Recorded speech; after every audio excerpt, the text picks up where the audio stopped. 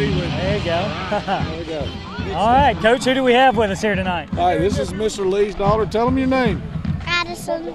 Addison. We got Coach Hood and Addison here after Clay Chalkville's 28th win in a row. Coach, you got another one tonight, 50-14 final. With this being a rematch, Coach, what did you feel good about coming into this contest? Well, you know, I felt good about our preparation this week. Last week I did not. I think it showed tonight in how we played.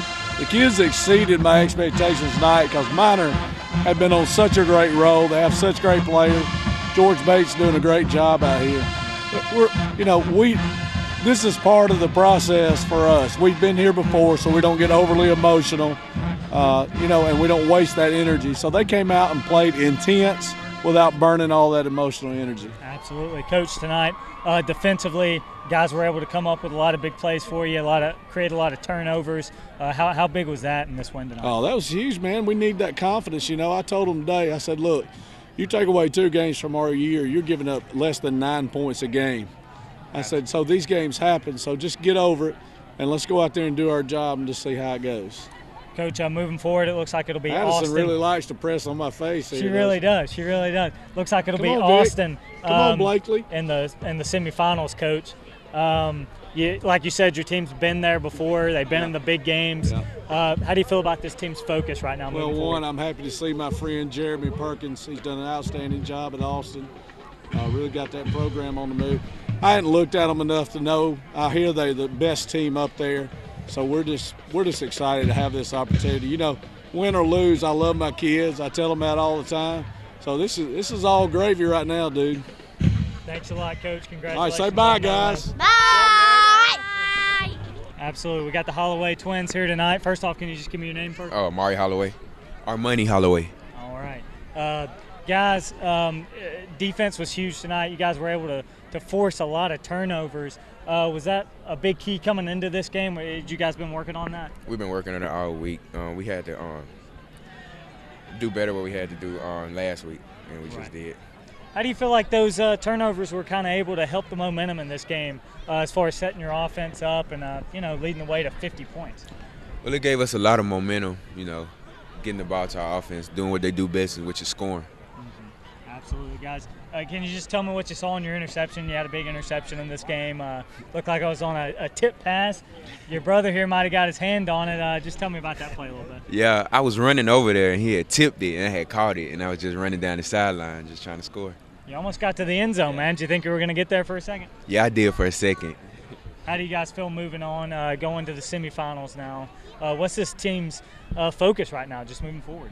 Well, we're just going to continue what we've been doing, and that's practicing hard. Just keep working every day hard and hard. All right, absolutely. Anything else? Just moving moving forward. Yeah, just moving forward. Keep grinding every day. Do what we do best. And that's awesome, guys. Hey, thanks a lot. Congrats on another win. Appreciate it. Good evening and welcome to Tribune Sports Live. He's Chris Yao. I'm Zach Steele. The Clay Chalkville Cougars traveled up to Minor just like they did earlier in the season, and really, Chris, the results were about the same. It was almost identical, as a matter of fact, score-wise.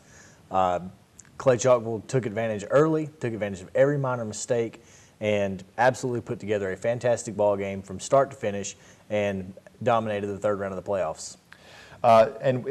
Coming into this one, we were kind of concerned that Clay might overlook this team, a team that they'd beaten so easily earlier in the season. And our concern was, well, this is a different team than they played earlier in the season, but Clay Chalkville, obviously a good week of preparation. Oh, no question. Coach Hood, obviously, you could tell in the post-game interview last week that he was going to be very focused on getting his team ready to play. And, in reality, it was a different minor team, but sometimes, especially when you are the victim of a 30-point loss, you kind of have that mental aspect, and maybe Minor was not prepared mentally. Clay Chalkville certainly was. They came out, took care of business early and often. And Clay Chalkville did it by running the ball with their 2 tough running backs. Absolutely. A.J. Walker and Brandon Berry are fantastic. Brandon Berry, you might notice on the highlights that he's wearing a different number. He's wearing number 41. It turned out we were not sure what was going on, but we even reported it was Lawson Hinkle, a sophomore running back. It was actually Brandon Berry who had forgotten his jersey. So you'll see number 41 on the highlights, and you know, he had a fantastic game. I think he and Walker both had 112, 113 yards rushing each. Brandon had a touchdown, and a lot of hard-fought yardage. It was really funny to watch because, you know, it seemed like the field was a little messed up. It's late in the season. You're going to have that, and they really did a good job keeping their feet under them all night. And Clay's defense, again, stout. A lot of short fields for the offense. They just held Minor in their own territory most of the night. They did. There were not a lot of long drives for Clay Chalkville, and that's something that you kind of see in the stat line. You know, it may not look as gaudy as sometimes it has this season, but, you know, Minor did put together a couple of really good drives, but the defense stepped up when they needed to step up.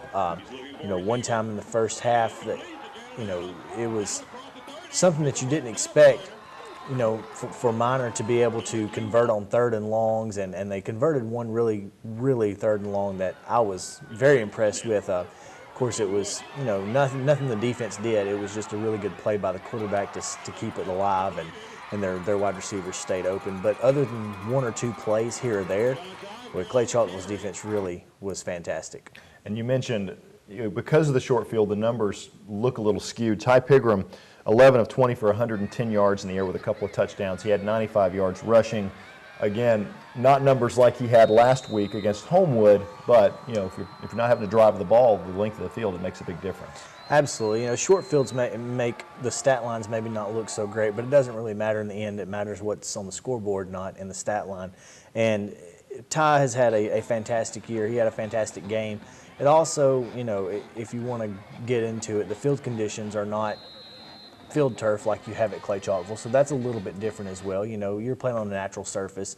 It's a little muddy. Everybody was slipping and sliding, but throughout the game, Pigram was spot on. His decision-making was fantastic, and everybody really played really well offensively and defensively as well, as you could tell. All right, so when we come back, we're going to preview the Austin game, and we're going to talk a little bit about Austin and their victory over Gardendale. We're also going to have Zach Thomas, the Hewitt-Trussville Husky quarterback, is in. He just made a big commitment. We're going to talk to him. We'll do all that when we return.